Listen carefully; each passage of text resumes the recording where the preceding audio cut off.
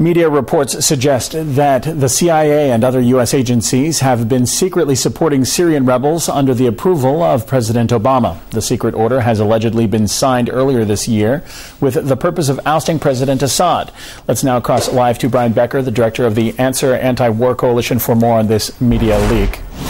Mr. Becker, thank you for being with us. First, let's get right to it. The order authorizes secret support for the Syrian rebels. What kind of support are we talking about here?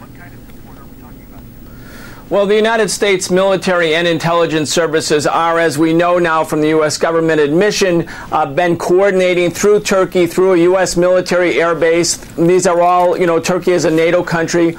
The military operations for the so-called Free Syrian Army, the Syrian so-called revolutionaries, and it's clear now that this is not a shift in terms of U.S. strategy. It doesn't represent any kind of alteration. All that it does is reveal that the diplomacy, the so-called diplomacy, the so-called looking for a negotiated settlement is a fraud, that the diplomacy is in fact a form of perjury, that the reality is that the U.S. government, the Obama administration with the Pentagon and the CIA have been neck deep coordinating the military operations to overthrow a sovereign government in Syria.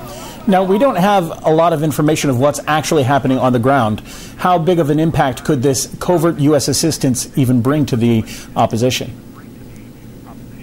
Well, I think it's a decisive impact. It's dominating. If it hadn't been for foreign interference, military interference, pumping military arms, and now we see they're equipping the Free Syrian Army with surface-to-air missiles, shoulder-held surface-to-air missiles, and other high-tech equipment. If it hadn't been for foreign intervention, there would be no civil war going on in Syria. The decisive factor in the equation of civil war is U.S. military intervention. We know this now. And I would say, frankly, the Obama administration is guilty of war crimes against the Syrian people, having cynically manipulated the situation.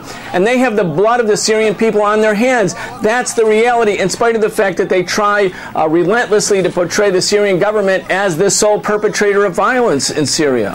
Now, it's interesting that the Obama administration is involved at all, almost a conflict of interest, if you will, given that even Germany has confirmed that Al-Qaeda has infiltrated opposition forces. Does this mean that the CIA has been fighting alongside terrorists?